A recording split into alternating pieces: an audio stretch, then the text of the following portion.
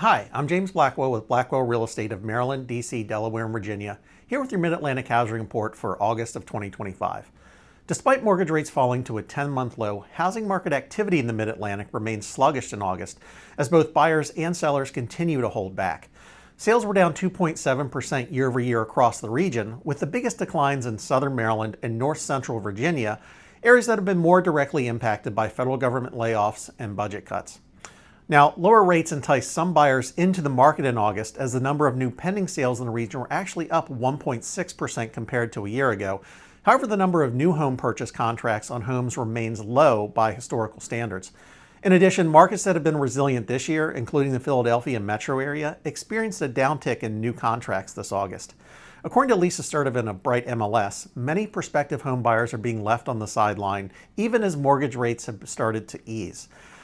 Affordability remains a big challenge in the market and will only improve with further rate declines and slower price growth. Now, sellers also pulled back in August, which is partially a seasonal trend, but also reflects market uncertainty and a resetting of seller expectations.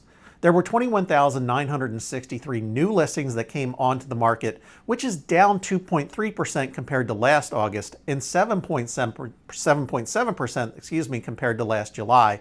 While year-to-date listing activity is up slightly compared to last year, the number of fresh listings coming on the market is still low.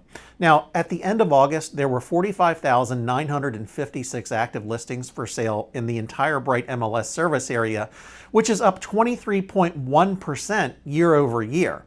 Now, this increased supply is a buildup of more condominiums on the market, more townhouses available to sell. But in most local markets in the Mid-Atlantic region, the inventory of single-family detached homes is still very low.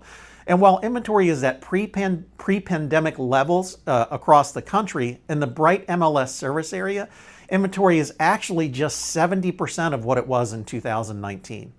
The increase in supply has made it a little easier for home buyers to remain in the market. Buyers have more negotiating power and more time to make decisions. In August, the median days on market was 15 days, which means half of all homes sold in 15 days or less, and half sold in 15 days or more. This is 4 days faster than a year ago, but is still quicker than during the pre-pandemic housing market.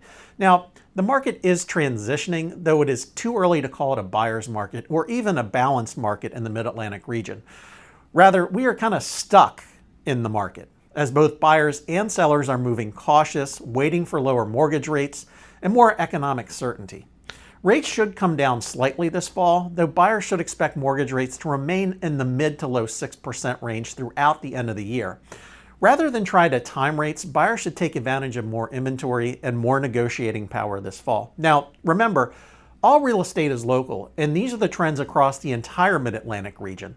If you'd like to know what's happening in your neighborhood, reach out to me today for a free market report on your local housing market.